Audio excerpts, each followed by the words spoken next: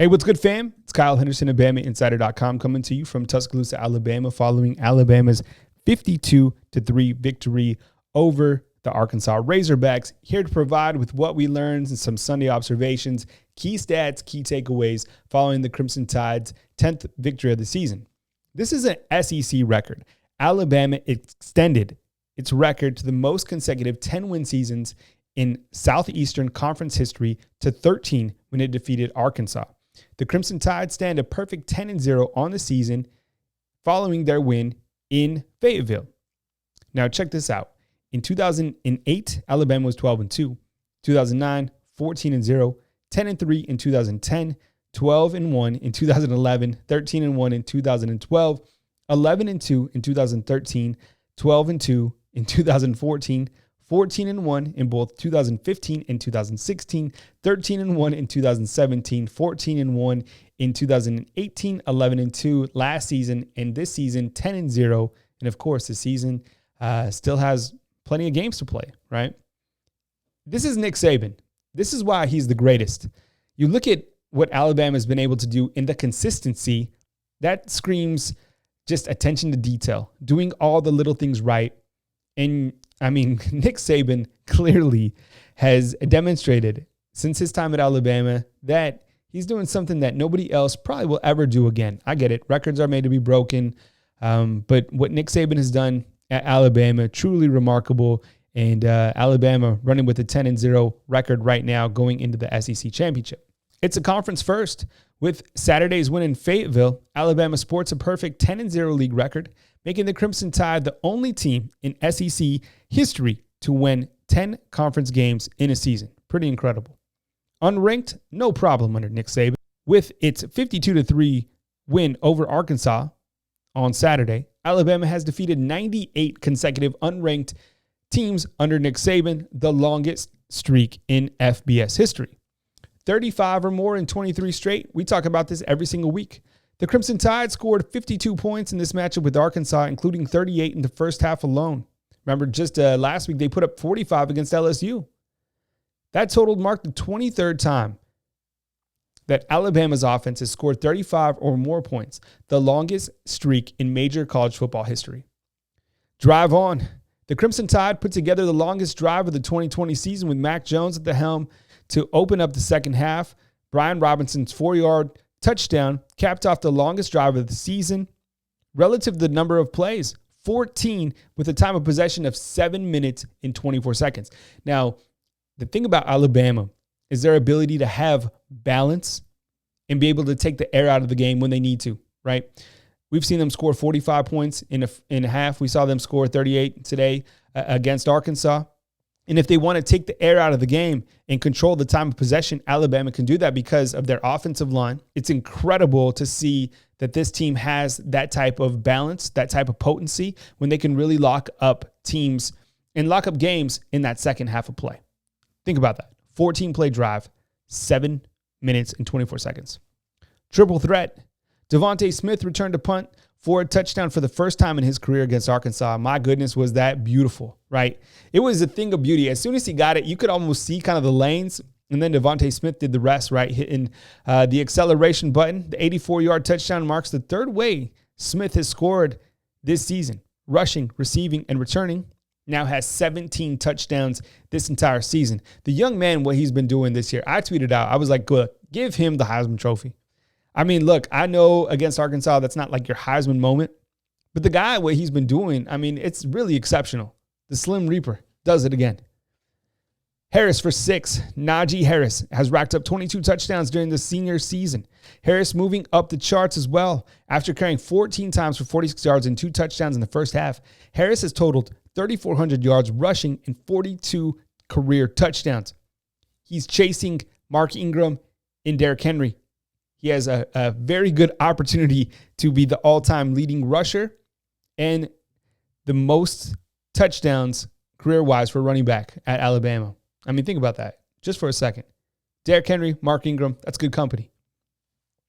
Season high on quarterback sacks. Let's focus on the defense. Alabama recorded its 8th sack with 5 during the first half alone in Fayetteville. Coming into this game, The Tide had 19 sacks this season. Alabama registered 5 the week before against LSU and then 8 against Arkansas.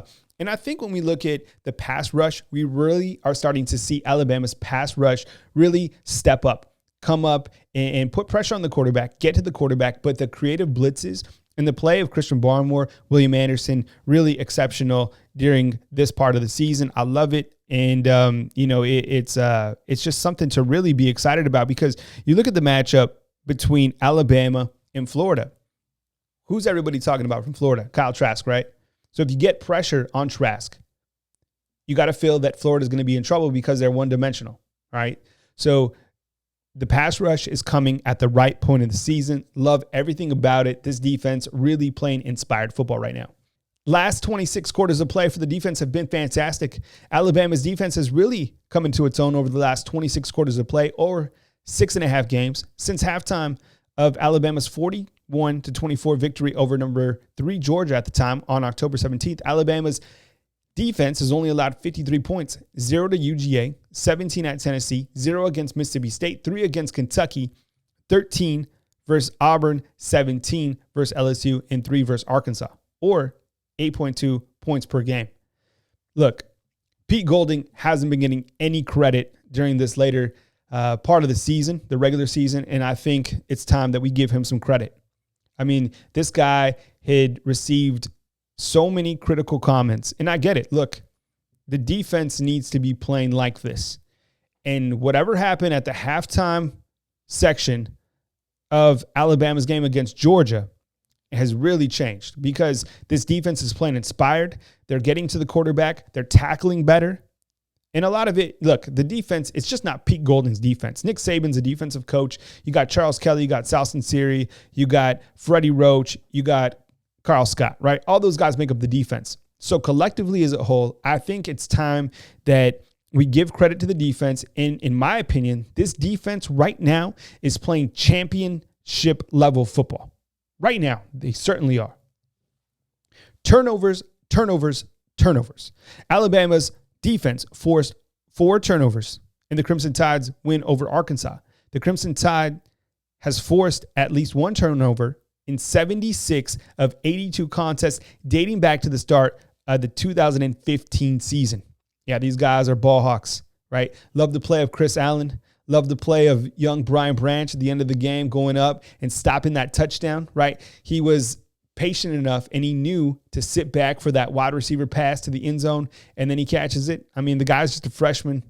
Love it. Love the big play from the Alabama defense, especially some of those younger guys, right? When you look at the overall statistics from that defensive side, a lot of these guys are younger, right? Jordan Battle, DeMarco Helms, Malachi Moore, William Anderson, Brian Branch.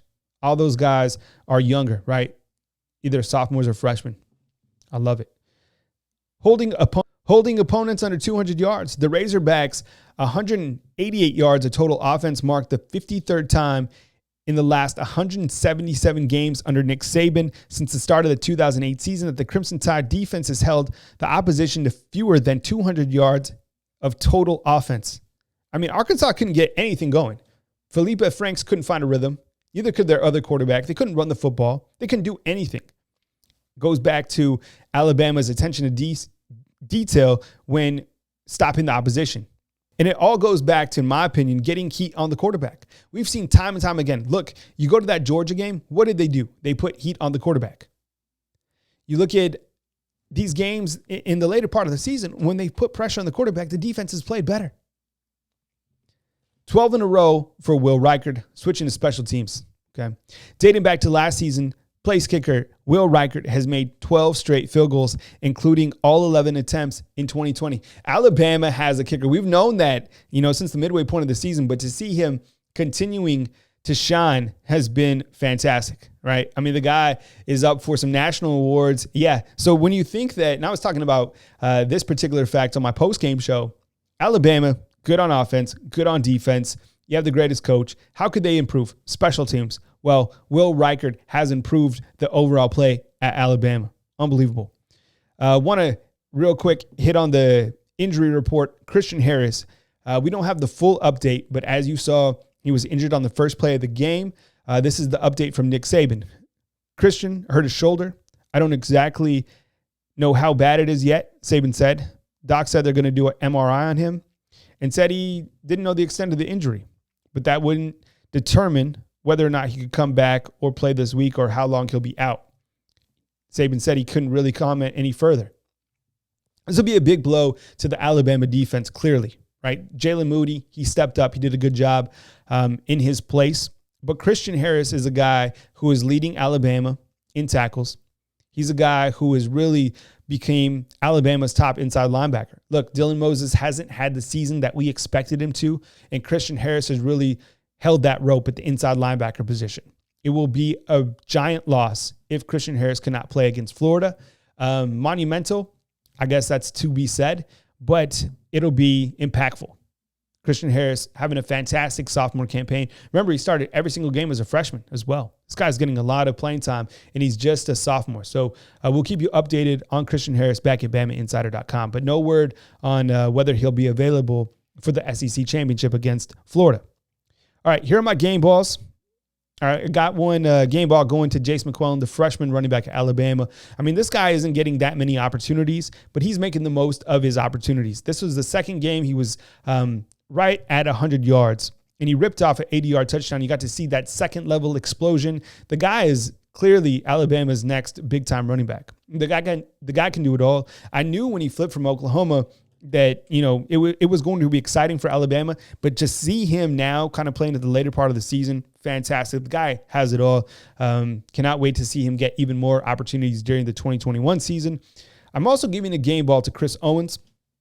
As you know, Alabama was without Evan Neal, who is out. He'll be back for the SEC championship game. But Chris Owens stepping in at right tackle for Alabama continued to demonstrate that Alabama has depth at the offensive line. So credit to Chris Owens really stepping up when his name was called on to, replace Evan Neal for the day against Arkansas.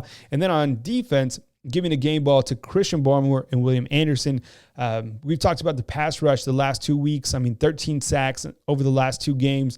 And Christian Barmore and William Anderson, a big reason for that. Combined for 4 sacks, guys that play angry. Christian Barmore, double teams, whatever, doesn't matter. He's going to get to the quarterback, get pressure. And same with William Anderson, just a freshman. I think when you look at freshman all-SEC players, him and Malachi Moore are certainly going to be on that team. So credit to those guys for really stepping up at the right part of the season.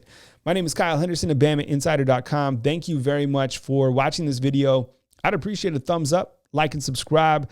We'll have more coverage coming your way on BamaInsider.com. Remember, Wednesday is National Signing Day. Tons of coverage coming your way back at BamaInsider.com. Have a blessed Sunday with your friends and your family. My name is Kyle Henderson, BamaInsider.com. Thank you, fam.